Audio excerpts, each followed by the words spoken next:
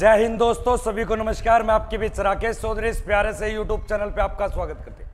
Army 2025 के लिए एक शानदार आपके GD tradesman women military police के लिए पूरे 50% का एक मॉडल पेपर लेके आए। तो सभी बच्चे इस मॉडल पेपर के प्रत्येक सवाल का उत्तर दोगे। आज का मॉडल पेपर रहेगा 6 नंबर, जिसमें जीके के 15 सवाल होंगे और आपके साइंस के ही 15 और मैथ के भी 15 और 5 आपके रीजनिंग के। एक बार सभी बच्चे लाइक शेयर करेंगे दोस्तों। उससे अगर कोई जीके, साइंस, मैथ, रीजनिंग इनका आप मैटर चाहते हो इस नंबर पर मैसेज। कल सुबह 8:15 पे 12 घंटे की लगातार महा मैराथन क्लास चलेगी आर्मी भर्ती 2025 के लिए।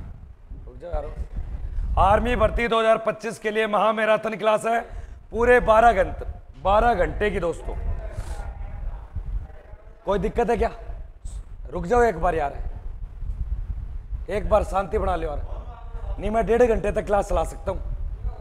60 मिनट तक मैं 30% कराऊंगा। मैं कह रहा हूँ मूवी दिखाऊंगा तुम्हें, बढ़िया मूवी दिखाऊंगा। हाँ देखिए, आज का पहला प्रश्न क्या दिए गए। सारे बच्चे पहले प्रश्न को देखोगे भाई साहब। दिए गए प्रश्न में साइकिल का आविष्कार किस व्यक्ति के द्वारा किया गया? साइकिल का आविष्कार किस व्यक्ति ने किया? ऑप्शन में आपके डनलप के द्वारा, कार्ल वॉन ड्रेस के द्वारा, आपके फ्रैंकलिन के द्वारा, जेम्स सिटी के द्वारा। दिए गए प्रश्न में साइकिल का आविष्कार आपसे पूछ रहे हैं। साइकिल का आविष्कार, कई आविष्कारक आपसे पूछेगा। जैसे एक शब्द देता हूं आपको मैं, हाइड्रोजन बम। हाइड्रोजन बम की अगर बात करूं तो, और एक प्रश्न दे दिया मैंने हाइड्रोजन गैस की। हाइड्रोजन गैस की, क्योंकि दोनों एक जैसे हैं। एक है हाइड्रोजन बम का आविष्कार, एक आपके हाइड्रोजन गैस। अगर हाइड्रोजन गैस की बात करें तो याद रखना आपके हाइड्रोजन गैस कौन है भैया? हेनरी कविंडिश। कल भी लिखा था या एक दिन पहले लिखा है। हाइड्रोजन बम का याद रखना एडवर्ड टेलर, बिल्कुल। और एडवर्ड जेनर के द्वारा आपके चेचक के टीके का आविष्कार किया है। दिए गए प्रश्न का सही उत्तर होगा आपके कार्ल वॉन ड्रेस के द्वारा। उत्तर संख्या बी ऑप्शन बिल्कुल सही है। दिए गए प्रश्न का बी उत्तर बिल्कुल सही है लाडले। अगले प्रश्न को देखेंगे सभी बच्चे कि राष्ट्रीय ध्वज के गहरे रंग हरे का मतलब क्या है? जो हरे रंग का है, आपने राष्ट्रीय ध्वज देखा होगा इस प्रकार आपके, जिसमें सबसे ऊपर ही ऊपर कौन सा रंग है और बीच में कौन सा है? बीच में एक चक्कर भी है। देखो, सबसे ऊपर रंग होता है गहरा केसरिया,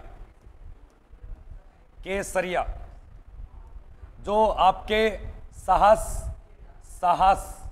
वह ताकत का प्रतीक है। ताकत का प्रतीक है। लेकिन सफेद की अगर बात करें, यह शांति का प्रतीक है, शांति का सफेद। और नीचे है ये हरियाली एवं आपके विकास, उर्वरकता का प्रतीक है। उर्वरकता विकास का प्रतीक। दिए गए सवाल का मिट्टी और समृद्धि से संबंधित है, यानी कि देश में हरियाली और विकास का प्रतीक कौन सा है? हरे रंग का। एक छोटा सा प्रश्न, हमारे राष्ट्रीय ध्वज का अनुपात क्या है? हाँ, 3:2, जिसमें से लंबाई 3 है, ये वाली जो और ये वाली 2 है दोस्तों। राष्ट्रीय ध्वज में कुल रंग कितने? कुल रंगों की संख्या आपको मुख्य रूप से 4 ही बताने हैं। एक इसमें जो बीच में चक्कर दिखाई दे रहा है, ये गहरा नीले रंग का चक्कर है। गहरे नीले चक्कर में तिल्लियों की संख्या कितनी है? इसमें तिल्लियां कितनी है? तिल्लियां। और ये तिल्लियां कहां से ली गई हैं? हाँ, सारनाथ के अशोक जो स्तंभ है, भारत का राष्ट्रीय चिन्ह, उसके चक्कर से ली गई है 24 तिल्लियां, जो प्रगति का सिंबल बताती है। प्रत्येक तिल्ली में 15 डिग्री का कोण बना है, इसलिए पूरे वर्त का कोण कितना है? 360। एक छोटा सा प्रश्न, राष्ट्रीय ध्वज का वास्तुकार कौन है? हमारे राष्ट्रीय ध्वज का वास्तुकार को बोलते हैं डिजाइनर। तो पिंगली वेंकैया वेंकैया। अगला सवाल देखिए, सवाल नंबर 3 भाई साहब, दिए गए प्रश्न में तीसरा, निम्नलिखित में से भारत के लौह पुरुष के नाम से किसे जाना जाता है? लौह पुरुष, याद रखना महात्मा गांधी ने, महात्मा गांधी के द्वारा ये नाम दिया गया है। क्या नाम दिया? लौह पुरुष। और ये लौह पुरुष की उपाधि दी गई है भारत के बिस्मार्क को, जिसे बोलते हैं भारत का बिस्मार्क, भारत का बिस्मार्क, भारत का बिस्मार्क, या इसको बोलते हैं सरदार। क्या बोलते हैं? सरदार कहा जाता है। और दुनिया में इसकी प्रतिमा सबसे ऊंची ऊंचाई तक है, जो 182 मीटर इसकी प्रतिमा यानी कि मूर्ति है, जो गुजरात के नर्मदा नदी के तट पे अहमदाबाद में पड़ती है, जिसे स्टैचू ऑफ यूनिटी कहा जाता है। स्टैचू ऑफ लिबर्टी पाई जाती है अमेरिका में। दिए गए प्रश्न का राइट उत्तर सरदार वल्लभ भाई पटेल। एक छोटा सा प्रश्न, सरदार वल्लभ भाई पटेल को सरदार की उपाधि किसने दी? सरदार की उपाधि सर महिलाओं ने दी है। और कहाँ की महिलाएं? ये गुजरात गांव की महिलाएं। और गुजरात में एक जगह पड़ती है बारदोली, जहां 1928 में एक सत्याग्रह हुआ। अगले प्रश्न को देखेंगे सभी बच्चे। नेक्स्ट प्रश्न, सवाल नंबर 4, निम्नलिखित में से सबसे पुराना वेद। कई बार क्या होता है, इनकी संख्या आती है, आपसे पूछेगा अब वेद का अर्थ क्या है। वेद का अर्थ होता है आपके संपूर्ण ज्ञान की प्राप्ति या पूर्ण ज्ञान की प्राप्ति। आप बोल दो ज्ञान की प्राप्ति को क्या बोलते हैं? आपके वेद कहा जाता है। हमारे वेदों की रचना किसने की? वेदों की रचना तो याद रखना आपके वेद व्यास के द्वारा। आपसे पूछेगा सर वेद कितने होते हैं? वेद तो वेद 4 है, जबकि उपवेद भी पूछे, प्रत्येक वेद का एक उपवेद है। उपवेद की बात भी करें तो कितने हैं? 4। लेकिन एक वेदांग तो वेदांग की अगर बात करें तो ये याद रखना आपके टोटल 6। एक छोटा सा प्रश्न, दिए गए इन 4 वेदों में से कौन से वेद में कर्म कांड का उल्लेख मिला है? कर्म कांड का उल्लेख मिला है, कर्म कांड उल्लेख। एक और, किस वेद में संगीत की जानकारी मिली है? और किस वेद से आपके गायत्री मंत्र का उल्लेख मिला है? और किस वेद से चिकित्सा और जादू टोना का उल्लेख मिला है? तो याद रखना अर्थवेद। लेकिन यजुर्वेद से कर्मकांड, जो वश में करना, वंशीकरण, मन चाहा प्यार आपके कदमों में होगा। आपकी सेटिंग छोड़ गई वो दूसरे की नहीं होगी, आपकी बनेगी। बस आपको ये तंत्र विद्या अपनानी है। 4 नींबू 4 हरी मिर्च दूसरे के घर पे पटक गया ना, उसकी सेटिंग रात को दरवाजा तोड़ के आ जाएगी।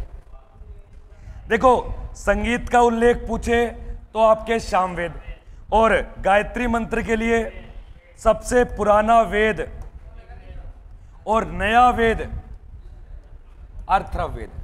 एक छोटा सा प्रश्न और, वेद जो है बेटा, ऐसा कौन सा वेद है जिसका उल्लेख वैदिक सभ्यता में मिला है? वैदिक सभ्यता 2 भागों में बैठी थी, एक ऋग्वेदिक और एक उत्तर वैदिक। तो ऋग्वेदिक का मतलब ऋग्वेद का उल्लेख है, बाकी 3 वेद उत्तर वैदिक सभ्यता, जो आर्यों के द्वारा बसाई गई एक ग्रामीण सभ्यता है। आर्य मध्य से ऐसे चल के, और भारत में एक दर्रा, पाकिस्तान में एक दर्रा है, खैबर दर्रे से भारत में एंट्री ली। आगे देखिए नेक्स्ट सवाल नंबर आपके 5, दिल्ली किस नदी के तट पे बसा हुआ शहर है? शानदार व लाजवाब प्रश्न। दिल्ली किस नदी के तट पे बसा हुआ शहर है? तो दिल्ली याद रखना लाडले आपके, किस नदी के तट पे बसा हुआ शहर है? दिल्ली। दिए गए प्रश्न में दिल्ली दिल्ली दिल्ली। और एक छोटा प्रश्न, अगर पेपर में आ जाए कोलकाता से भारत की राजधानी क्या होगी? भारत की राजधानी दिल्ली होगी। यह घोषणा कब हुई? 1900। और इसको स्थानांतरण कब कर दिया? 1912 में। और दिल्ली के आगे एक शब्द लिखा गया नई दिल्ली, और नई दिल्ली कब बना? 1931 में।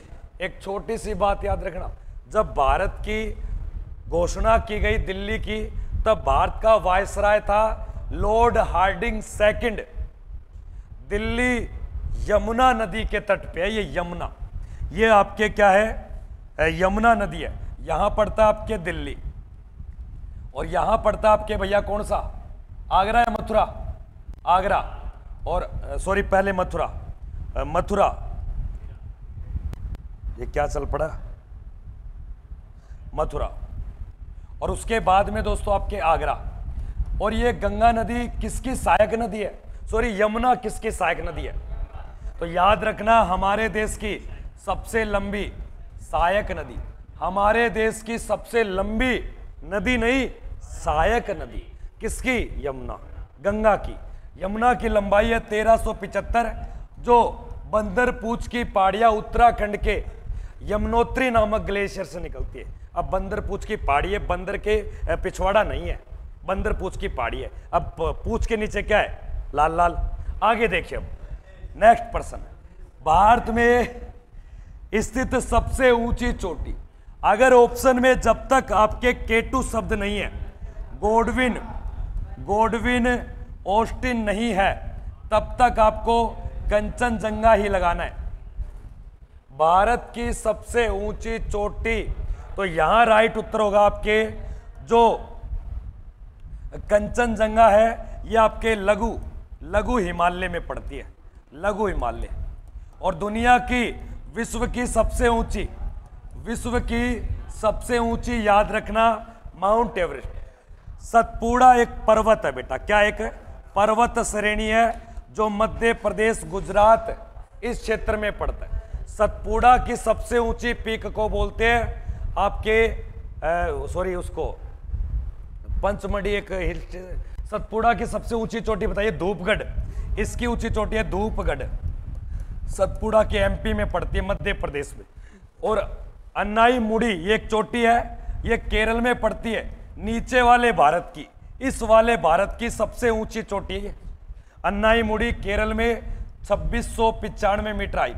प्रश्न क्या बनेगा, दक्षिण भारत की सबसे ऊंची चोटी अन्नाई मुड़ी केरल, अन्नामलाई की पहाड़ियां, नीलगिरी की पहाड़ियों पे दोदा बेटा पड़ते तमिलनाडु। दिए गए सवाल का सही उत्तर हो जाएगा ऑप्शन संख्या बी। एक छोटा सा प्रश्न, ये कंचनजंगा किस राज्य में, बिल्कुल राज्य पूछे तो सिक्किम। इसकी हाइट कितनी है गुरुजी, 85 86, आपको सही याद रखना है, लेकिन कई किताबें 85 98 मीटर भी बताती है। आपको 85 86 दे रखा है, तब तो ये, नहीं तो 98 पे आ जाना। एक नया प्रश्न और आ गया आपके सामने, अगर पेपर में आ जाए कि कंचनजंगा चोटी दुनिया के कौन से पर्वतमाला पे पड़ती है, तो आपको एक ही शब्द बोलना है, ओनली फॉर हिमालय, जो दुनिया का सबसे नया एक वलित पर्वत श्रृंखला है। अगले सवाल को देखिए, 7 नंबर, झारखंड की राजधानी। इस प्रश्न में क्या टाइम लगाए, पर इस प्रश्न का यह प्रश्न बन सकता है कि भारत से होकर गुजरने वाली पूरब से पश्चिम एक रेखा है, करक रेखा। इस करक रेखा के बिल्कुल सबसे नजदीक एक शहर है, एक राजधानी है रांची, ये आ सकता है। करक रेखा के निकट पड़ने वाला शहर रांची। दिए गए सवाल का सही उत्तर हो जाएगा यहाँ पे ऑप्शन संख्या रांची। देखो इलाहाबाद आपके एक शहर है दोस्तों, ये यूपी का शहर है, और यहाँ पर भारत का सबसे बड़ा हाई कोर्ट है किसी राज्य का, उत्तर प्रदेश का इलाहाबाद हाई कोर्ट। और इस इलाहाबाद शहर की स्थापना अकबर के द्वारा की गई थी।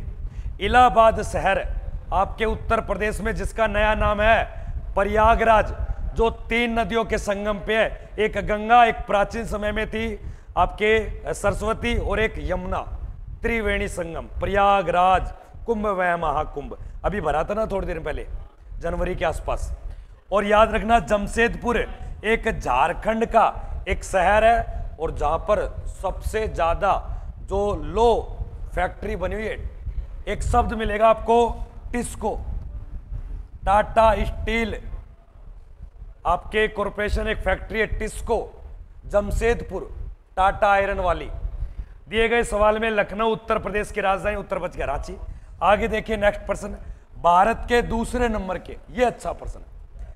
अगर पेपर में आ जाए आज वर्तमान में कौन है, अभी तक कितने बने हैं भैया, 1 2 3 और 4। एक याद रखना 14वें नंबर का, एक याद रखना आपके 15वें नंबर का, और एक याद रखना 12वें नंबर का। ये इंपॉर्टेंट क्यों है, देखो 12वें नंबर का बना था, प्रथम महिला थी, पहली महिला, जिसका नाम है प्रतिभा देवी सिंह पाटिल, प्रतिभा देवी सिंह पाटिल, ये आपके पहली महिला राष्ट्रपति। और दूसरी महिला राष्ट्रपति लेकिन अनुसूचित जनजाति या आदिवासी क्षेत्र की पहली महिला राष्ट्रपति बनी है द्रौपदी मुर्मू। ये 15वें नंबर के। और 14वें नंबर के कौन थे, याद रखना रामनाथ कोविंद। और अभी आज वर्तमान में ये हो गया, पहले नंबर के थे डॉक्टर राजेंद्र प्रसाद, दूसरे थे सर्वपल्ली राधा। और तीसरा इंपॉर्टेंट क्यों, क्योंकि ये देश का पहला एक वर्ग है मुस्लिम, हाँ, डॉक्टर जाकिर हुसैन, याद रखना। और चौथे नंबर का जो आपके पहला कार्यवाहक क्या बना था राष्ट्रपति, नाम आता है वीवी गिरी। हमारे देश का पहला कार्यवाहक राष्ट्रपति वीवी गिरी। उत्तर संख्या यहां पर क्या पकड़ोगे भाई साहब, हाँ भाई कुलदीप क्या करूं, सरपल्ली। और याद रखना इसकी जयंती आती है प्रत्येक 15 नहीं 5 सितंबर को। और सितंबर को हम बनाते हैं हमारे देश का राष्ट्रीय अध्यापक यानी कि शिक्षक दिवस। वो एक और आता है बादल, अगले 1 महीने बाद, नेक्स्ट 1 महीने बाद, यानी कि 5 अक्टूबर, उस दिन बनाते हैं विश्व शिक्षक दिवस। यूनेस्को संगठन के द्वारा मान्यता मिली है 5 अक्टूबर। एक छोटा प्रश्न है और बताएगा ओनली फॉर हमारा मोनू बेटा, हाँ बड़े वाले मोनू, जाकिर हुसैन हमारे देश का कौन से नंबर का राष्ट्रपति है, जाकिर हुसैन, तीसरे का ये लिख रखा। और पहला मुस्लिम भी जाकिर है। और डॉक्टर राजेंद्र प्रसाद है। इन 4 ऑप्शन में से ऐसा राष्ट्रपति जिसके कार्यकाल के समय पद पे मृत्यु हो गई, तभी तो कार्यवाहक राष्ट्रपति आएगा। मृत्यु किसकी हो रही है, जाकिर हुसैन की। फखरुद्दीन अली अहमद 2 ही राष्ट्रपति जिनकी पद पे मृत्यु है, दोनों मुस्लिम हैं। वैसे मुस्लिम राष्ट्रपति कितने आए हैं, नाम से लगता नहीं, उसके काम से। एपीजे वो कब आया था, इससे पहले 11वें नंबर का, जिसको मिसाइल, पहला वैज्ञानिक राष्ट्रपति। और 7वें नंबर का राष्ट्रपति था ज्ञानी जेल सिंह, सिख धर्म का पहला राष्ट्रपति। और राष्ट्रपति बनने की न्यूनतम आयु 35। और राष्ट्रपति का कार्यकाल, त्यागपत्र किसको देगा, अपने से छोटे, उपराष्ट्रपति। आगे देखिए नेक्स्ट प्रश्न, भारत किस सन में स्वतंत्र हो जाता है। और इतना स्वतंत्र हो गया और अपनी खुशी देखी नहीं गई, और ये स्वतंत्र होते ही पार्टी करने चला जाता है कोलकाता। यानी कि भारत ने पहला जश्न कहां बनाया, कोलकाता में। और भारत कब स्वतंत्र हुआ, ये 3 बातें बता दो। एक तो पहली बात 14 अगस्त 1947, ये किसके लिए पढ़ेंगे हम, दुश्मन पाकिस्तान के लिए, पाक के लिए। और हमारे लिए 15 अगस्त 1947। रजनीश बेटा, प्रत्येक 15 अगस्त को कौन सा दिवस आता है, स्वतंत्रता दिवस आता है, आजादी दिवस आता है, जिसको आपके इंडिपेंडेंट डे कहा जाता है। रिपब्लिक डे जिस दिन संविधान गणतंत्र या गणराष्ट्र बना, 26 जनवरी 1950 को बना था। दिए गए सवाल का सही उत्तर है हाँ। अगले सवाल को देखिए, आनंद मठ एक ग्रंथ है, आनंद मठ क्यों फेमस है। सर, आनंद मठ से हमारे देश का राष्ट्रीय गीत निकाला है। और राष्ट्रीय गीत का नाम क्या है, वंदे। अब तो ये तो सिंपल सा है, अगर पेपर में आ जाए वंदे मातरम को सबसे पहले यानी कि पहले गाया गया सबसे पहले, तो याद रखना 1896 के कोलकाता अधिवेशन कांग्रेस पार्टी का, और इसे हमारे देश का राष्ट्रीय ध्वज का दर्जा मिला 24 जनवरी 1950, जो संविधान निर्माण की अंतिम बैठक 12वीं बैठक। एक नई बात और पूछता हूं, वंदे मातरम दोस्तों अगर कोई सम्मेलन या समारोह हो रहा है तो सबसे पहले राष्ट्रीय गान से उसे शुरू करते हैं और आपके वंदे मातरम गीत गा के उसका समापन किया जाता है। यह भी याद रखना, वंदे मातरम जो लिखा गया है वो इंपोर्टेड क्यों है, इसकी भाषा, और इसकी भाषा है आपके संस्कृत, जबकि राष्ट्रीय गान की भाषा है बांग्ला, जो हमारे भी लिखा है और दूसरे बांग्लादेश का भी लिखा है। अपने देश का जन गण मन और उसका अमार सुनार वो रविंद्रनाथ टैगोर है, ये वकीम चंद्र चटर्जी या चट्टोपाध्याय। उत्तर संख्या बी ऑप्शन भाई साहब। एक बार सभी दोस्तों से हाथ जोड़ के विनती है भाई साहब 50+ लाइव कर दो।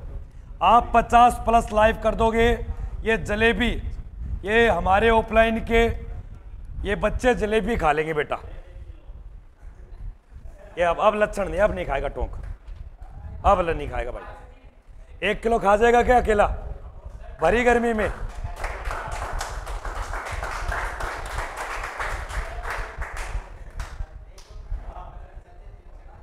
एक किलो जलेबी खा सकता है गर्मी में? एक बार सभी दोस्तों से निवेदन है, एक बार लाइक करें। और एक शर्त लग रही है दोस्तों, जितने भी ऑनलाइन के बच्चे एक बार कमेंट करके ये बताइए, अभी इतनी गर्मी में क्या 1000 ग्राम जलेबी कोई मनुष्य खा सकता है? जानवर नहीं, मनुष्य।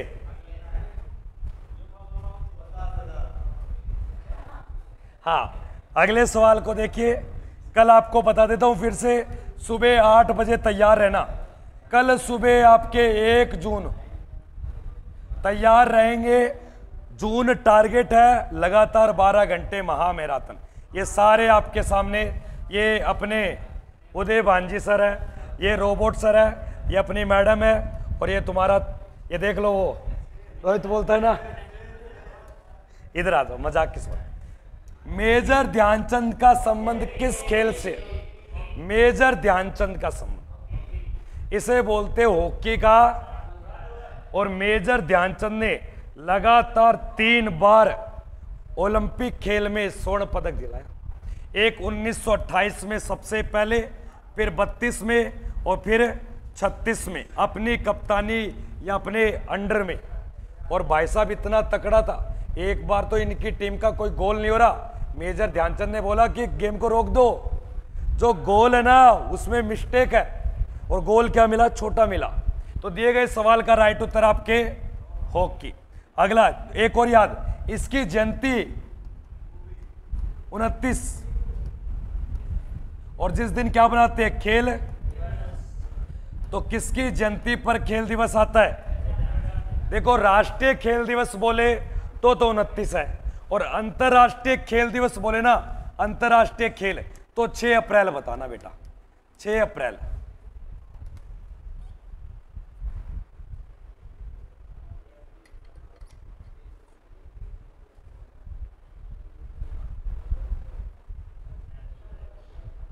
करें भाई, लाइक शेयर करें सभी बच्चे। अगले देखो, बेसबॉल के एक पक्ष में कितने प्लेयर, और क्रिकेट में, और टेबल टेनिस में 1 या, और हॉकी में भी। तो ये बताइए, फुटबॉल में भी 11, लेकिन एक फुटबॉल है रग्बी।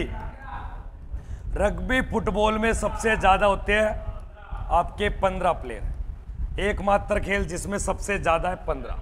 आगे देखिए नेक्स्ट सवाल, थार रेगिस्तान क्या बता इसका? हालांकि थार रेगिस्तान 2 देशों में, मुख्य जो है वो याद रखना भारत। और भारत के कितने राज्यों में है? राज्यों में विस्तार, कितने राज्यों में? 2 नहीं बेटा, राजस्थान, गुजरात, पंजाब और हरियाणा, 4 राज्यों में। और रेगिस्तान होगा तो कैसे वृक्ष मिलेंगे यहां पे? उष्ण कटिबंध यानी कि छोटे पत्तीदार और कांटे वाले, जिनको पानी की मात्रा कम, बबूल, कीकर, झाड़ी। दिए गए सवाल का थार, एक छोटा सा प्रश्न, भारत का सबसे ठंडा मरुस्थल, ठंडा मरुस्थल, भारत का ठंडा।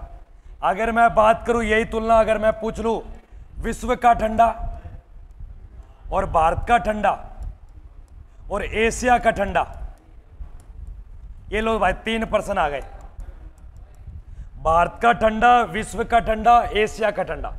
एशिया की अगर बात करें तो याद रखना आपके गोभी, और एशिया का गर्म पूछे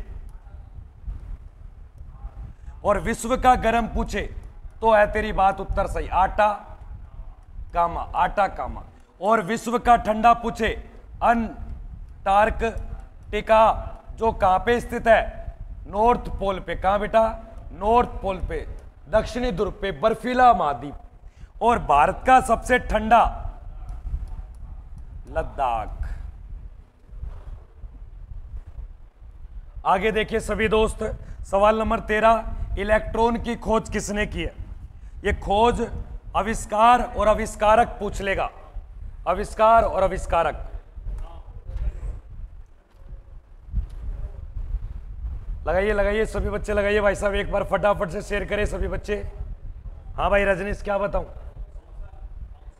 थॉमसन या केपलर? देखो कैप्लर ने ग्रहों की गति का क्या दिया है? गति का नियम दिया है, बिल्कुल सही है। कि गति बताइए सूर्य के इस सर्पिलाकार में चक्कर लगाते हैं। और रदरफोर्ड ने प्रोटॉन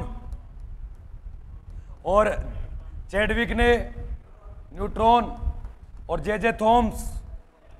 आगे देखिए विश्व का सबसे बड़ा, और अगर छोटा आ जाए तो इसको गुनगुन पक्षी कहा जाता है, जो पीछे की ओर उड़ता है।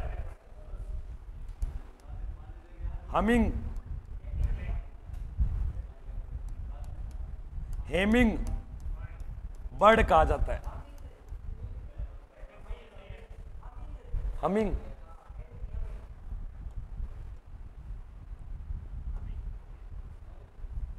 सही है क्या? हमिंग बर्ड, गुनगुन पक्षी बोलते। ये सबसे बड़ा क्यों? इसके अंडे की सेल है ना, उतनी सेल किसी भी जीव जंतु किसी की नहीं है।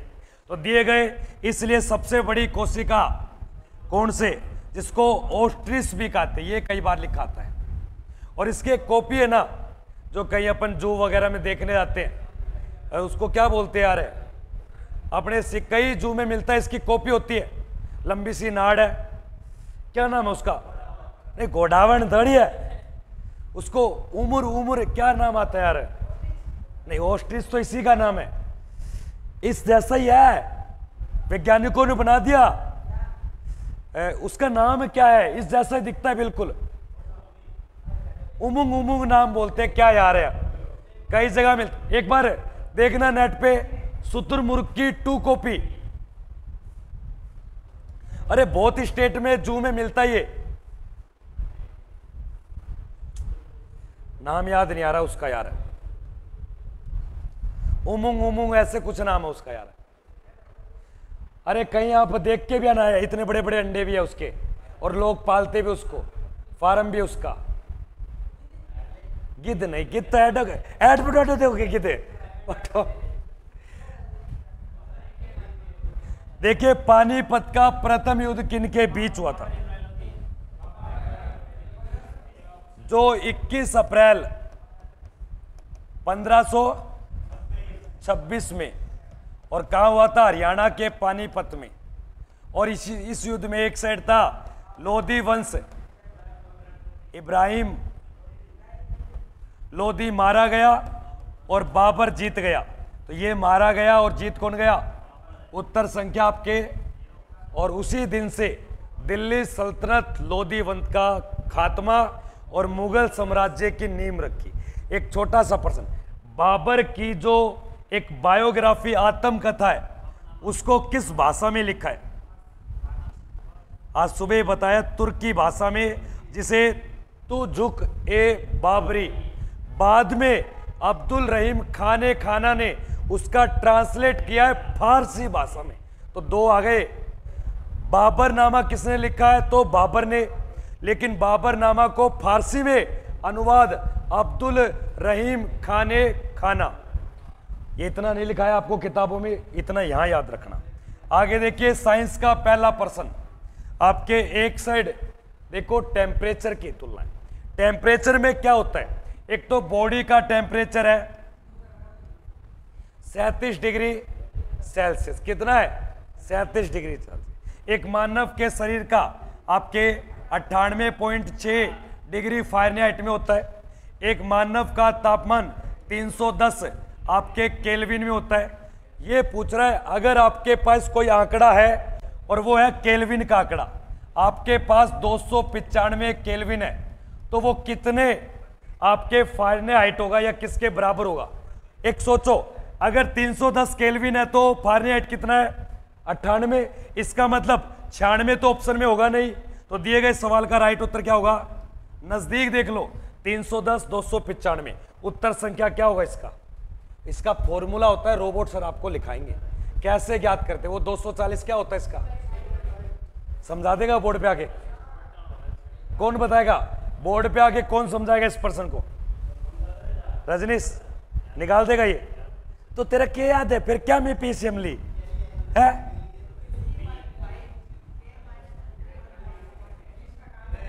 आगे देखिए नेक्स्ट। रुको रुको रुको, इन्वर्टर जनरेटर, इन्वर्टर बोलो या जनरेटर बोलो, या घरों में एक वोल्टेज लगी होती है जो एसी के करंट को पकड़ेगी, एसी के करंट को ट्रांसमीटर से पकड़ लेगी और डीसी बनाएगी और पटकेगी किसमें?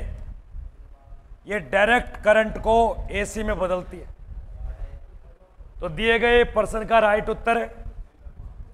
आगे देखिए अगला सवाल, पोटेशियम कार्बोनेट का रासायनिक या इसका सामान्य नाम क्या? जब नाम से पता चल रहा है। और पोटास को क्या बोलते हैं?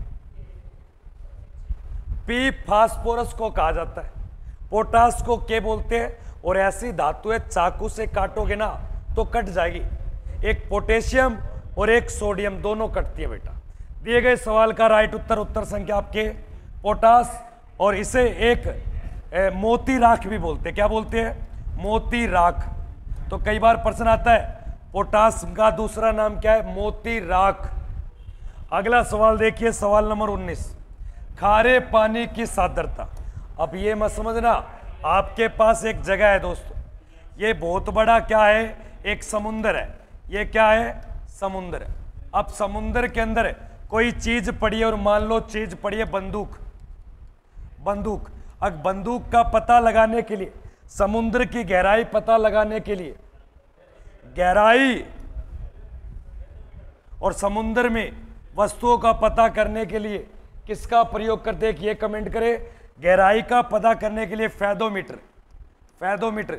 लेकिन समुद्र का पानी कितने लवणता है जो 1000 लीटर पे मापा जाता है? मान लो 1000 लीटर है तो 35, इस प्रकार आपको ऐसे लिखते हैं इसको, ये 1000 लीटर पे होता है। तो दिए गए सवाल का राइट उत्तर होगा आपके सेलिनोमीटर, उत्तर संख्या आपके सी। अगले सवाल को देखिए,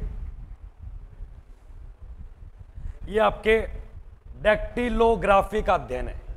इसमें क्या होता है? हमारे पास एक बच्चा आया था और उस बच्चे का नाम है बंसी, और बंसी का नहीं बना आधार कार्ड नहीं बना। क्योंकि आधार कार्ड क्यों नहीं बना? जब भी मशीन उंगली पकड़ती निशान ही नहीं आते।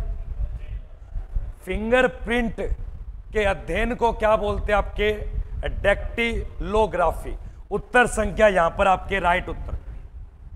आगे देखिए नेक्स्ट सवाल। कल आपके 8:15 बजे मैराथन क्लास चलेगी, तो जुड़ जाना 8:15 बजे, 12 घंटे की रहेगी भाई साहब।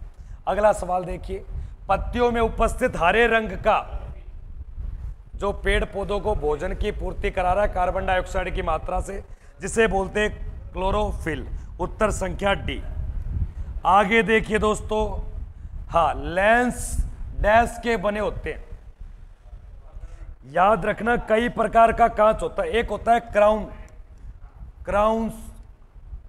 क्राउस एक कांच होता है, एक होता है आपके फ्लिट कांच। इन दोनों कांच का यूज करके अपन लेंस बनाते हैं, जो दो प्रकार के होते हैं, अवतल उत्तल। लेकिन लेंस की मोटाई जो बताई जाती है ना, वो आपके डायोप्टर, लेंस की मोटाई या सदरता मापी जाती है डायोप्टर में। एक छोटा सा प्रश्न, अगर आपको दूर का नहीं दिख रहा, दूर का नहीं दिखता, तो आपके लेंस कौन सा चढ़ेगा? हाँ, दूर की वस्तु देखने के लिए, क्योंकि उत्तर दिशा दूर में है और निकट।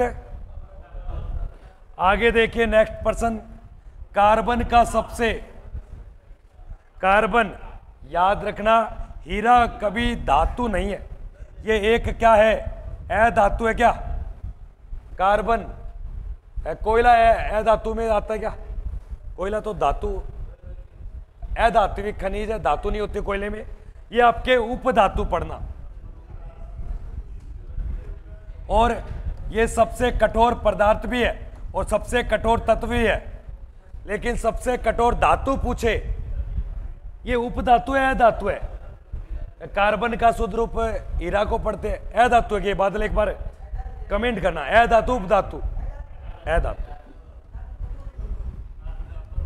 हाँ, कार्बन का अपरूप हीरा होता है और हीरे का सबसे ज्यादा उत्पादन विश्व में चीन करता है। और हीरे की सबसे बड़ी जो खान है वो क्रिम्बेले की खान है, साउथ अफ्रीका में पड़ती है। भारत में हीरे की खान है मध्य प्रदेश, पन्ना की खान भारत में। और भारत से एक बहुत बड़ा हीरा निकाल ले गए, इतना बड़ा नहीं है, इतना। ये ब्रिटेन की महारानी के ताज क्राउन में, वहां के म्यूजियम में है। और भारत से लूटा था नादिर शाह ने, और मुगल शासक था शाहजहां ने अपनी गद्दी के अंदर जड़ा रखा था। यहाँ पे गद्दी को पाड़ ले गया कौन? अफगान शासक नादिर शाह। 1739 में दिल्ली को लूटा और कोहिनूर के हीरे को ले गया, जो गोलकुंडा की खान वर्तमान में तेलंगाना, हैदराबाद। अगले प्रश्न को देखिए नेक्स्ट। देखो, अगर किसी क्षेत्र, हमारी धरती पर कोई क्षेत्र गर्म हो रहा है, हमारी क्षेत्र पे धरती पे कोई क्षेत्र गर्म हो रहा है, तो सबसे बड़ा योगदान कार्बन डाई, उसके बाद में मीथेन का योगदान, और उसके बाद में याद रखना आपके मीथेन नाइट्रस ऑक्साइड का योगदान, और आपके CFC का योगदान होता है, और आपके ओजोन का भी योगदान होता है। एक इनमें से हास्य गैस कौन सी है? हंसने वाली, हंसाने वाली, nitrous oxide N2O, laughing gas. दिए गए सवाल में सबसे ज्यादा गर्मी इसलिए शुक्र ग्रह सबसे गर्म होता है, क्योंकि वहां पे क्या पाए जाते हैं? Carbon dioxide. ये तो बहुत जहरीली गैस है, ये तो किसी को दे दिया बंदा सेकंड में मर जाएगा। अगले सवाल को देखिए, सवाल नंबर आपके, चाय का वैज्ञानिक नाम। देखो, चाय में पाए जाने वाला नशीला पदार्थ, इसका सही उत्तर आपके कैमेलिया सिनेसिस। उत्तर संख्या सी। चाय का नशीला पदार्थ क्या है? एक कल परसों बच्चे ने बताया भी था, एक शब्द मिलेगा आपको, कैसिन। कैसिन दूध में होता है, और एक होता है कैफीन। कैफीन ये कॉफी में होता है। एक होता है निकोटिन, एक होता है कैरोटीन, गाजर में भी होता है और दूध में भी होता है। लेकिन यहां टेनिक, तो चाय में पाए जाने वाला जो आपके नशीला पदार्थ है वो टेनिक, याद रखना। और चाय का पेय योग्य भाग जो अपन पीते हैं, पत्तियां, चाय में भारत की सबसे ज्यादा महिलाएं कार्यरत है, और चाय उत्पादन में भारत का पहला राज्य असम, दुनिया का देश चीन, और दूसरे नंबर पे दिए गए सवाल का राइट उत्तर सी। आगे देखिए नेक्स्ट प्रश्न, सवाल नंबर, डायलिसिस। डायलिसिस में क्या होता है, अंदर का जो गंदा रक्त होता है उसको बाहर निकाल देते हैं, क्योंकि वो शुद्धिकरण में काम नहीं करती। किडनी यानी कि गुर्दे एक तरीके से फैल हो चुके हैं। बोलते ना दारू ज्यादा मत पीना नहीं तो गुर्दे फैल हो जाएंगे। गुर्दे को किडनी बोलते क्या, एक ही बात है ना। दिए गए सवाल का राइट उत्तर आपके डी उत्तर, डायलिसिस। अगला सवाल देखिए नेक्स्ट, विल्केनाइट रबड़ का आविष्कार किस व्यक्ति के द्वारा किया? रबड़ क्या होता है, ये पेड़ के तने से प्राप्त होती है, जो आपके टायर, जूते, बहुत चीजें बनाने के लिए सामग्री। सबसे ज्यादा उच्च कोटि के रबड़ पाई जाती है ब्राजील के जंगलों से, लेकिन सबसे ज्यादा रबड़ प्राप्त करता है थाईलैंड, मलेशिया, इंडोनेशिया और भारत। भारत में केरल, तमिलनाडु, कर्नाटक और बड़े बड़े पौधे होते ही जिनको भूमध्य रेखे पौधे बोलते हैं, जिनको पृथ्वी का फेफड़ा कहा जाता है, क्योंकि भूमध्य रेखा के बीच में होते ही पृथ्वी के बीचों वाले उष्ण गर्मी वाले क्षेत्रों में। तो दिए गए सवाल का राइट उत्तर हो जाएगा यहाँ पे चार्ल्स वुड ईयर। उत्तर संख्या आपके बी, चार्ल्स वुड ईयर। एक चार्ल्स बेबेज कौन है? चार्ल्स बेबेज कंप्यूटर का। सेकंड, अगला देखिए, निम्नलिखित में से कौन सा तत्व, यह सही है, ध्वनि में तेज गति से। तो अगर कई बार स्टील शब्द नहीं आता, यहां पर आपको ठोस को अंग्रेजी में क्या बोलते हैं? सॉलिड। और ठोस भी नहीं मिलता तो यहां मेटल मिलता है, और मेटल में अगर पूछे तो स्टील के अंदर। अगले सवाल को देखिए, देखा हुआ स्टील के बर्तन पे जब आप बजाते हो तो साउंड दूर तक गूंजती है। नेक्स्ट प्रश्न देखिए अगला, ये तो कई बार आपने पढ़ा भी है, बिल्कुल। अस्थायी निकायों के नियमों का खोजकर्ता कौन है? आर्किमिडीज। उत्तर संख्या सी उत्तर। अगले सवाल को देखिए, आज का अंतिम सवाल, राइफल, बंदूक लिख लो, कुछ भी लिख लो, AK-47 लिख लो। राइफल से निकलने वाली गोली किस प्रकार की ऊर्जा को प्रकट करती है? तो उसके काइनेटिक एनर्जी गति है भाई, चल रही है, गति है, गतिज ऊर्जा को प्रकट करती है। अब रहे आपके जीके और साइंस के प्रश्न हो चुके, अब रोबोट सर आएंगे भाई साहब। और रोबोट सर आने से पहले बता देता हूं, कल आपके पूरे 8:15 बजे लाइव आ जाना भाई। जीके, मैथ, साइंस, रीजनिंग महामैराथन क्लास है, संडे स्पेशल, रविवार है। आइए रोबोट सर, आपका वेलकम किया जाए। आ गए आ गए आ गए आ गए आ गए आ गए।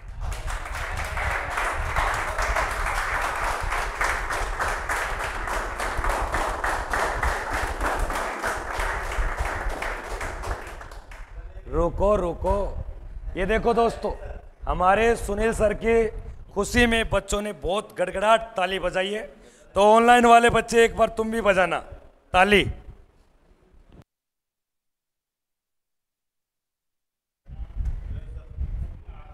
बड़ी टेंशन है भाई, बड़ी टेंशन। मैं कह रहा हूँ कि विकेट समय तेरा मन कैसे लगेगा? तो लगाना यही छोड़ जाना, फिजिकल करता रहेगा। जलेबी आ रही है, मंगो मंगो, गर्मा गर्म आने थे फिर क्लास में।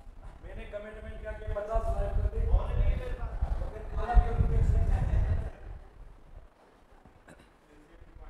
हेलो हेलो हेलो,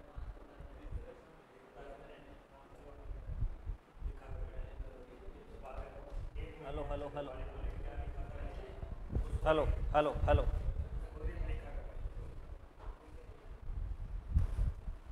चलो इधर देखो भाई।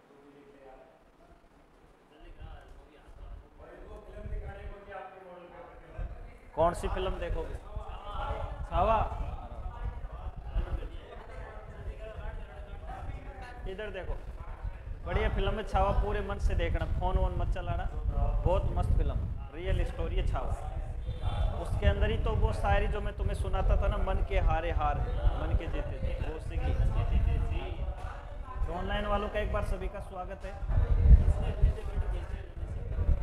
जितना चुप रहोगे उतना जल्दी मॉडल पेपर होगा, है ना, इसलिए शांति बना के रखें। फिर एक शायरी और सुनाऊंगा विकेश के लिए लास्ट में।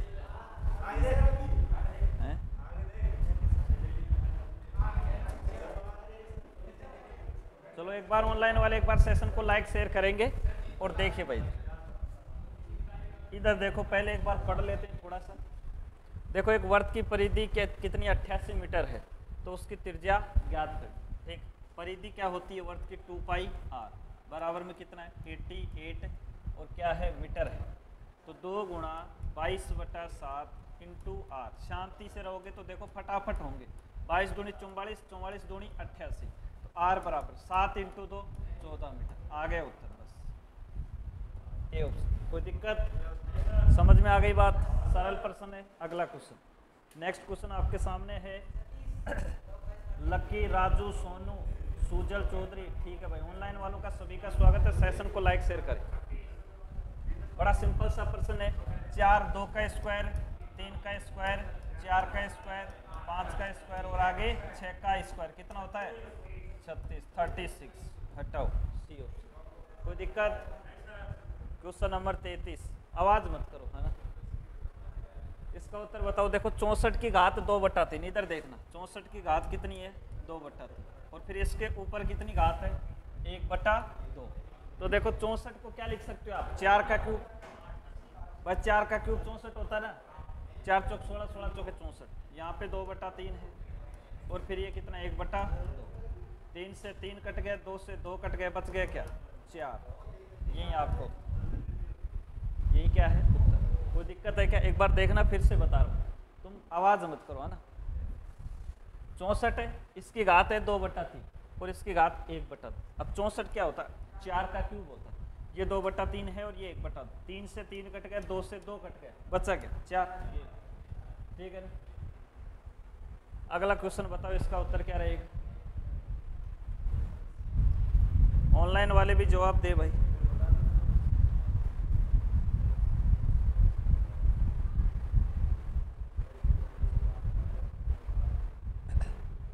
गुरुदेव नमस्कार। हेमंत चौधरी, ऑनलाइन वालों का सभी का नमस्कार। ठीक, एक आदमी अपने वेतन का 10% जीपीएफ में लगाता है। यदि जीपीएफ देने के बाद उसका कुल मासिक वेतन कितना है 13,500। इधर देखना भाई, 13,500 जो है ये क्या है जीपीएफ देने के बाद। 10% जीपीएफ पे लगाता है तो शेष कितना बच गया 90। कितना बच गया 90, और गुणा किससे कर देंगे 100 से मत कर देना। क्या पूछा है मासिक जीपीएफ कितना होगा, तो जीपीएफ कितना था 10। दोबारा से देखो, मान लो कि 10% क्या दे रहा है जीपीएफ, जीपीएफ देने के बाद में क्या है कुल मासिक वेतन 13,500, तो ये 13,590 की वैल्यू है, नहीं कि 100 की। ठीक, 10 तो क्या है जीपीएफ और 13,590 की वैल्यू। ठीक, और 10 की वैल्यू आपसे पूछा, तो 0 से 0 9 का भाग दे दो, 9 एकम 9 और 9 पंजे 45 और ये 2 0, तो कितना आ जाएगा 1500। कोई दिक्कत है क्या, 1500 क्या आ जाएगा सही, ऑप्शन नंबर बी। समझ में आ रहा है क्या सबको। अगला क्वेश्चन देखो, सोनू नेहा गुप्ता, ठीक है भैया मेरी शायरी पढ़ो। रिक्त स्थान भरे 212 का होल स्क्वायर। 212 का होल स्क्वायर क्या होता है भाई, 212 का होल स्क्वायर का मतलब है, देखो मैं होल स्क्वायर निकालने की ट्रिक बता देता हूँ। स्टार्टिंग के जो 2 डिजिट हैं इनको ए मानना होता है, इनको बी। ए का स्क्वायर 441, बी का स्क्वायर 4, और फिर यहाँ पे क्या होता है 2ab, ए स्क्वायर बी स्क्वायर 2ab, तो 2 गुणा ए का मान 21 और 21 दूनी 42 और 42 दूनी 84, लास्ट डिजिट 4, इसका लास्ट डिजिट 4, 8 और 1 9 और ये 44, 44,944। Option number B. कर लोगे क्या, समझ में आ रही है बात।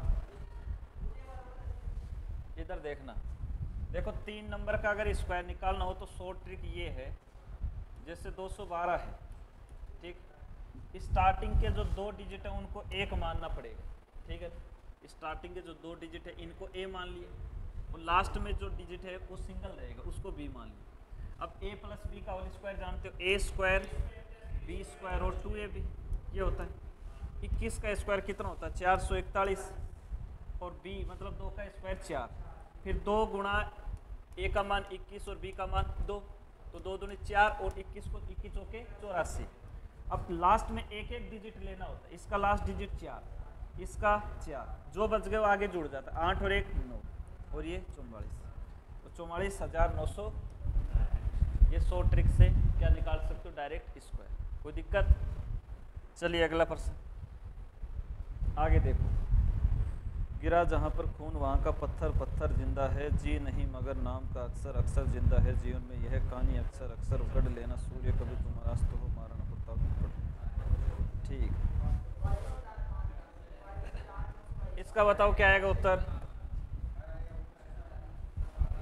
इधर देखो, 950 किलो आमों का मूल्य 38,000, मतलब 950 किलो आप आम खरीदोगे ना, 950, 950, और ये जो है इनका रेट कितना 38,000, ठीक। तो 1 किलो की रेट कितनी आ जाएगी 38,000 बटे में 950, तो 0 से 0 काट दिए भाई। 19 का पारा सबको आता है ना, 19 5 95 और 19 2 38, 200, और 5 से काटेंगे 5 का 20 और 1 0। 1 किलो की वैल्यू कितनी आ गई 40, ठीक।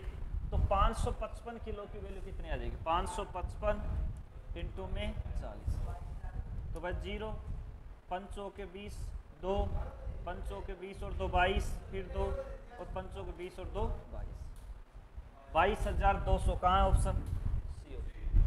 कर लोगे क्या? समझ में आ रहा है क्या?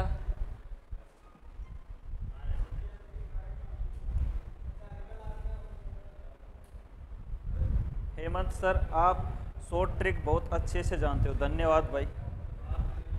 और नेहा गुप्ता भाई, भैया मेरी भी क्लास शुरू हो गई है, मेरी तरफ से आपको बहुत सारा प्यार, ले लिया आपका प्यार, है ना, धन्यवाद। राजू भाई, मैं दूंगा टिप्स तुझे। अच्छा, ऋषम वर्मा, ठीक है। ऑनलाइन वालों का सभी का स्वागत है। कल मैराथन क्लास उसमें जरूर जुड़े, सुबह 8 बजे से शाम को 8 बजे तक मैराथन क्लास रही, ठीक है। इधर देखिएगा भाई, एक किच पिच मत करो रे तुम, अच्छा भला मूड रहता पढ़ाने का। इधर देखो, पर्सन चिन्ह के स्थान पर क्या आएगा, देखो 700.05 का मतलब गुणा 145, परसेंटेज हटाओगे तो बटे में 100, फिर प्लस 22 पॉइंट क्या है 99, और इसको गुणा कर देंगे 15.5, ठीक है।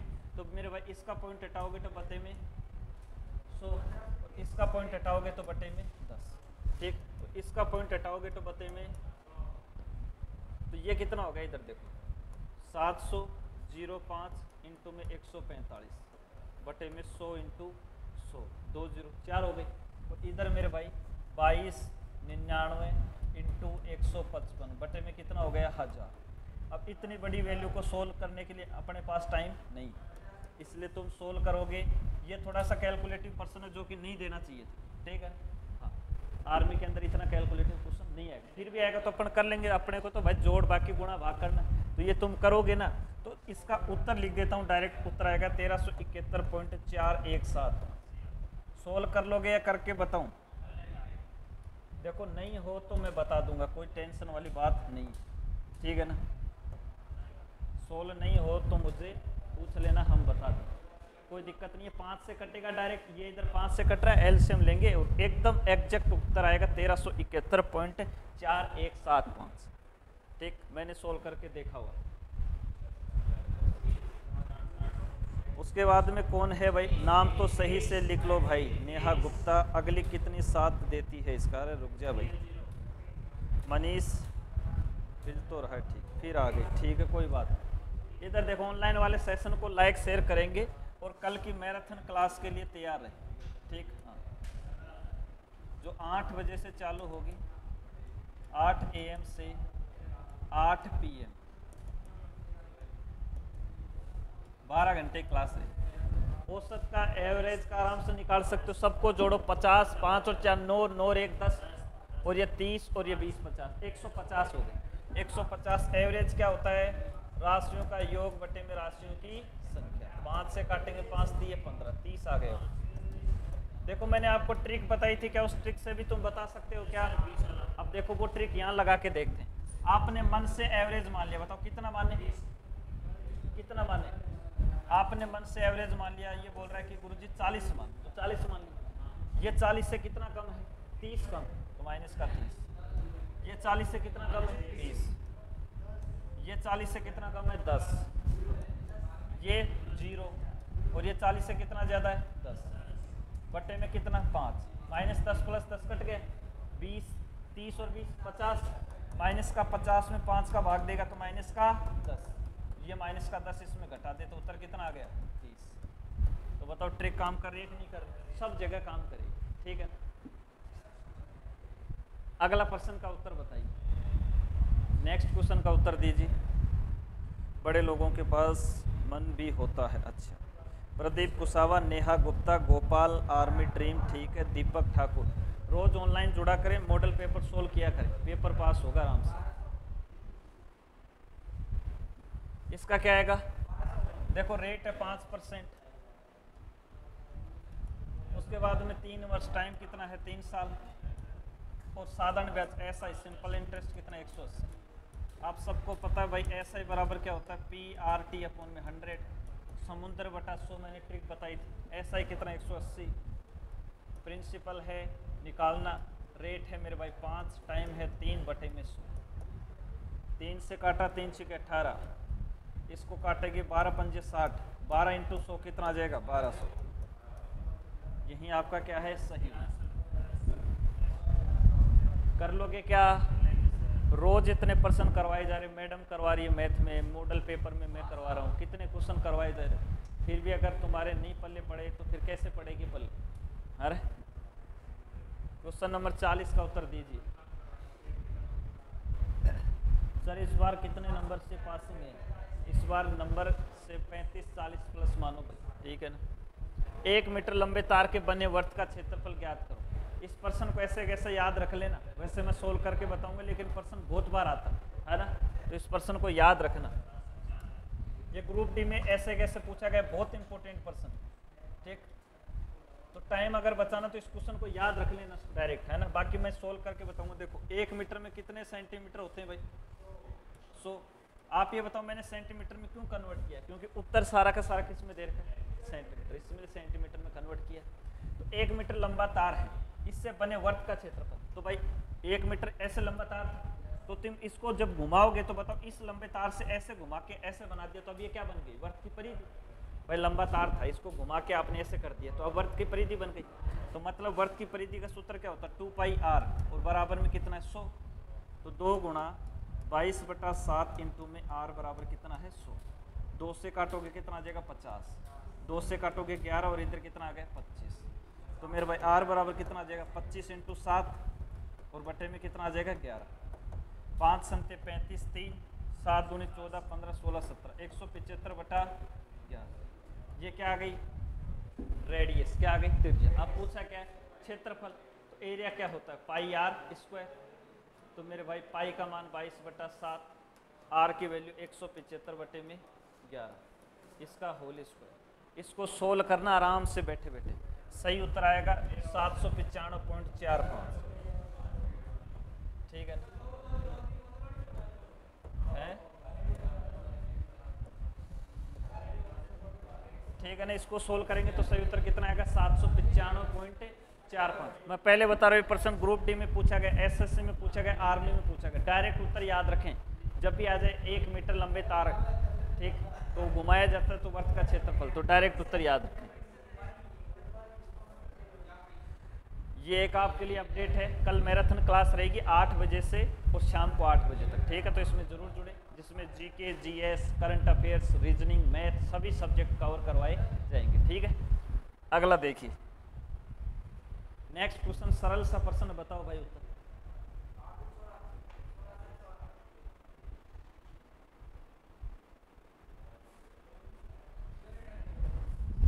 चलो इसका उत्तर बताइए भाई।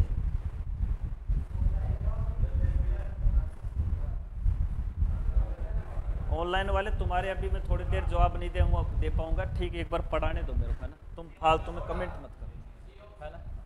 इधर देखना 3/8 बराबर में क्या है 6/x, तो मेरे भाई 3 दूनी 6, x बराबर कितना आ जाएगा 8 × 2 कितना आ जाएगा 16। ठीक है, कोई दिक्कत? अगला प्रश्न, आवाज नहीं करनी है रे, किचर पिचर नहीं करनी, ठीक। देखो 640 का मतलब गुणा 45% हटाओगे बटे में 100, ठीक, फिर प्लस 450 का मतलब गुणा 64% हटाओगे बटे में 100, ठीक है ना। इसमें क्या पानी, ठीक, भरिए फुल। राजस्थानी भी कम नहीं, ठीक है, राजस्थान बिहारी कुछ नहीं होता, सब भारतीय नागरिक है, तुम बस यूट्यूब पे किचर पिचर करते रहते हो, पढ़ लो इधर। इसको देखो सोल्व करेंगे, 0 से 0, 5 9 45, 5 दूनी 10, 2 से काटा मेरे भाई 2 3 6, 2 दूनी 4, 32 × 9। इसको काटोगे 0 से 0, 5 9 45, 5 दूनी 10, 2 से काटा वापस वही 32, 32 × 9, ठीक, तो 9 दूनी 18 हासिल 1, 9 3 27 और 1 28, 288 प्लस 288, तो कितना आ जाएगा 8 8 16 हासिल 1, 8 8 16 और 1 17 हासिल 1 4 और 1 5, 576। कोई दिक्कत है क्या? अगला क्वेश्चन नंबर 43। जय हिंद सर, मैं आ गया फिटनेस, धन्यवाद भाई। एथलेटिक्स 16 बता रहा है, प्रदीप 576 बता रहा है। चलिए इसका उत्तर दीजिए, सिंपल सा प्रश्न है। r प्लस एस का मान माइनस का 8 है और आर एस का माइनस का 12, तो R square plus S square का मान पूछा है। तो मेरे भाई r प्लस एस का होल स्क्वायर क्या होता है? R square plus S square plus 2RS, ये तो होता है। तो देखो r प्लस एस की वैल्यू कितनी, माइनस का 8, तो माइनस 8 का होल स्क्वायर। तुम में से पढ़ने का मन किसका नहीं है? इसके बाद में देखने इधर, फिर क्या है, प्लस 2 गुणा आर एस की वैल्यू कितनी है, माइनस का 12, ठीक है। 8 का स्क्वायर कितना होता है 64, R square plus S square, 12 दूनी 24, माइनस का 24 आएगा, किसका, माइनस, क्योंकि ये माइनस का है, किसका है, माइनस। अब ये माइनस का 24 इधर आ जाएगा तो प्लस का हो जाएगा, तो 64 प्लस 24 बराबर क्या आ जाएगा, R square plus S square, तो 4 4 8, 6 और 2 8, कितना आ जाएगा 88। 88 आपका क्या रहेगा, सही। कोई दिक्कत है क्या? अरे कर लोगे क्या? आगे चलो। अतुल गुप्ता, ठीक है भाई। चलिए नेक्स्ट पर्सन आपके स्क्रीन पे है, बताइए क्या आएगा सही। जस्ट किडिंग ब्रो, ठीक है। इधर देखिए, यदि दो संख्याओं का गुणनफल कितना है 4725 और महत्तम समापत्ति 15 है, तो एलसीएम, सिंपल सा। देखो एक फॉर्मूला आपने पढ़ा होगा कि दो संख्याओं का गुणनफल एलसीएम और एचसीएफ के गुणनफल के क्या होता है, बराबर। ये फॉर्मूला पढ़ा है। तो दो संख्याओं का गुणनफल दे रखा है 4725, आपको मेरे भाई एचसीएफ भी दे रखा है कितना 15, एलसीएम पूछा डायरेक्ट 15 का क्या लग जाएगा, भाग। 15 का क्या लग जाएगा, भाग। ये एलसीएम आ जाएगा। तो 15 थी 45, 2 बच गया, फिर 15 एकम 15, बच गए कितने 7, और 15 5 75, 315। एलसीएम कितना आ गया 315, ऑप्शन नंबर ए। कोई दिक्कत है क्या? Question number 45। चलिए सर, पूरी पीडीएफ याद कर लूँ तो पेपर निकल जाएगा, निकल जाएगा आराम से, है ना। पूरी याद कर ले, निकल जाएगा, है ना। एक ट्रेन 75 किलोमीटर प्रति घंटा की गति से यात्रा करे, स्पीड कितनी दे रखी है 75 किलोमीटर पर हो, है ना। हाँ। और 45 मिनट, टाइमिंग कितना है मेरे भाई 45 मिनट। ये मिनट में इसको घंटे में कन्वर्ट करोगे तो कितना आ जाएगा भाई, 45 मिनट को घंटे में कन्वर्ट करोगे तो 60 का भाग दोगे, 5 9 45 और 12 5 60, 3 3 9 और 3 चौके 12। अब ये 3/4 घंटे में कन्वर्ट हो गया। इधर देखो आवाज, 45 मिनट को घंटे में कन्वर्ट करोगे तो 60 का भाग देना पड़ेगा, और काट दिया 3/4 आ गया, ठीक। अब क्या निकालना है, कितने किलोमीटर का सफर तय करेगी, मतलब डिस्टेंस। डिस्टेंस बराबर होता है टाइम इनटू स्पीड। तो मेरे भाई टाइम दे रखा है 3/4, स्पीड मेरे भाई दे रखी है 75। सोल्व कर लो। 5 तिये 15 हासिल 1, 7 तिये 21 और 1 22, 225 में 4 का भाग दे दो। 4 पंजे 20, 2 आ गया, 4 छिके 24, 1 बच गया, 4 दूनी 8, 2 बच गए, 4 पंजे 20, 56.25 किलोमीटर। कौन सा ऑप्शन है? Option number C. सरल सरल प्रश्न। आपको स्पीड दे रखी है और क्या दे रखा है बताओ? स्पीड दे रखी है, टाइम दे रखा है, सूत्र लगाना, उत्तर आ जाएगा। हेमंत, ठीक है भाई। चलिए रीजनिंग का क्वेश्चन है?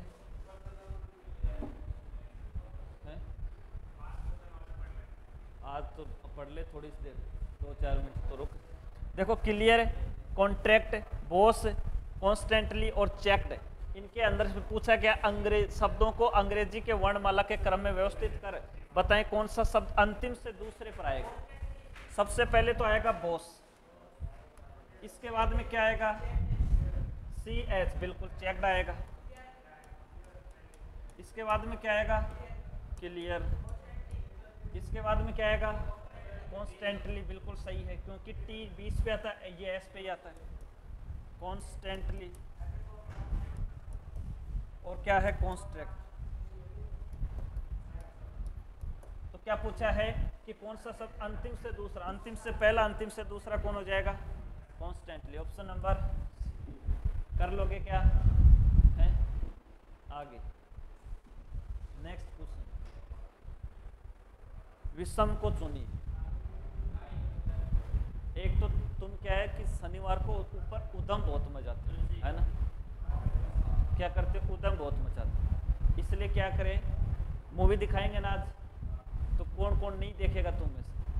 जो नहीं देखेगा, और जो नहीं देखेगा वो कोई बात नहीं, लेकिन जो ऊपर उदम मचाया, बेड के ऊपर कूदा, तो भाई साहब संडे आज रात को ही मना देंगे, है ना। संडे की पार्टी रात को ही मना देंगे, है ना। शनिवार आता है तो वो सिस्टमेटिक तरीके से मनाने का आता है, ठीक भाई। आराम से कपड़े वपड़े धो, साफ सफाई करो।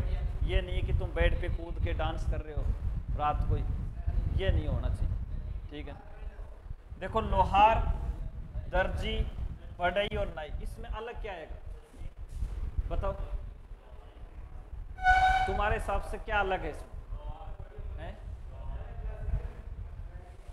सर ये लड़कों को लड़की देखने की शुरू हो जाती है, हाँ सब जगह यही हाल है, ठीक है। देखो लोहार, दर्जी और बढ़ई, इन तीन में से तो एक संबंध है, नाई यहाँ पे अलग।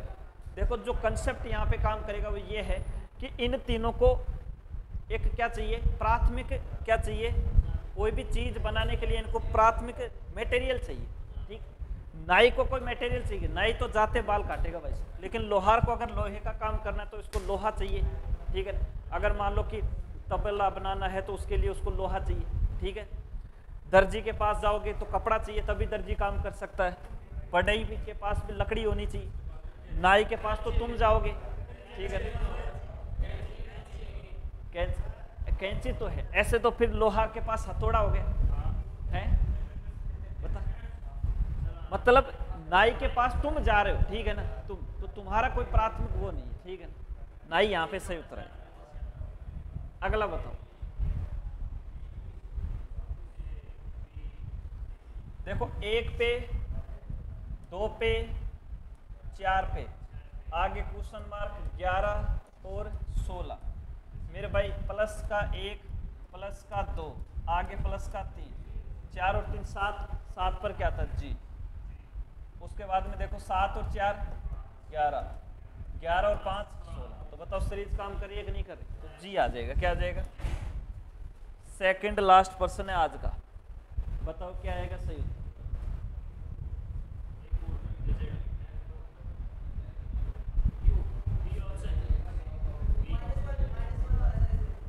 बिल्कुल, सबके अंदर देखो AWAKE,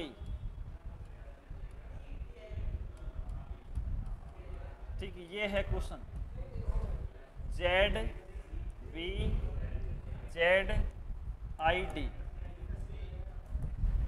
इधर देख, आवाज नहीं करनी। देखो 1 पे, ये 23 पे 1,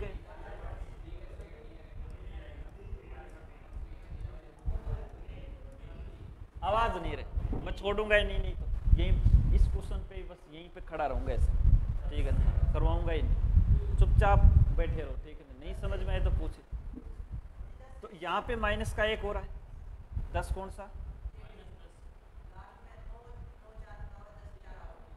तो सही तो है, रुक जाए एक बार, माइनस का 1, यहाँ पे -1, 11 ये, हाँ ये वहाँ पे क्या दे रखा, आई है क्या, ये जे ही है, ये जे ही है ना, मैंने आई लिखा है, ये क्या है जे, यही कर देते इसको, ये जे है, तो ये 10 पे -1 और ये -1, ठीक है। तो यहाँ पर भी -1 कर दो भाई, एफ में से -1 करोगे, एफ कितने पे आता है 6 पे, तो ई आएगा। अब एक ऑप्शन कट हो गया, 18 में से 1 कम करोगे 17, 17 पे क्यों, ई के बाद में क्यों, तो दोनों में। इसके बाद में 9 में से 1 कम करोगे तो 8, 5 में 1 कम करोगे 4 डी, 14 में 1 कम करोगे 13, और यहाँ पे 1 कम करोगे तो कौन सा ऑप्शन है, ऑप्शन नंबर डी। और लास्ट पर्सन क्वेश्चन नंबर 50, बताइए भाई, नेटवर्क इशू सर्कल मैराथन लूंगा पूरी, ठीक है भाई, क्या आएगा, सही उत्तर आएगा पहिया। देखो नाव, बस और ट्रेन ये अपने आप में पूरे के पूरे एक वाहन है, जबकि पहिया अपने आप में पूरा वाहन नहीं है। समझ में आ रही है बात, ठीक, जाना नहीं है, यहीं बैठे रहना, पैर भी नहीं हिलना चाहिए, ठीक। ऑनलाइन वालों के लिए खास अपडेट है, कल सुबह 8 बजे से शाम को 8 बजे तक महा मैराथन क्लास रहेगी 12 घंटे की, जिसके अंदर आप सब सादर आमंत्रित हैं। 12 घंटे तक हमारे साथ जुड़े रहिएगा, जिसमें आपको सभी सब्जेक्ट क्या करवाए जाएंगे, सोल्व करवाए जाएंगे, और PDF आपको टेलीग्राम पे फ्री मिलेगी, ठीक है। तो आज के लिए इतना ही, बाकी चर्चा अपन करेंगे कल, ठीक है। जय हिंद, जय भारत, वंदे मातरम। शायरी क्या है, चलो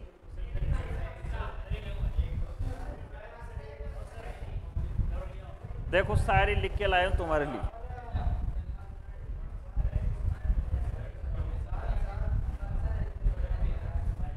इधर सुना, आवाज नहीं, शायरी सुनो तुम, है ना। देखो शायरी क्या है, इधर आवाज नहीं रे, शांति से चुप रहना। तितलियां आकर मिलती है भंवरों से बाग में, तितलियां आकर मिलती है भंवरों से बाग में, है ना। उसके बाद में जवानी की खुशबू आती है खिलते गुलाब में, जवानी की खुशबू आती है खिलते गुलाब में, इसलिए भी लड़के आजकल भाभियों पर मरते हैं, इसलिए भी लड़के आजकल भाभियों पर मरते हैं, क्योंकि ज़्यादा नशा होता है पुरानी शराब में।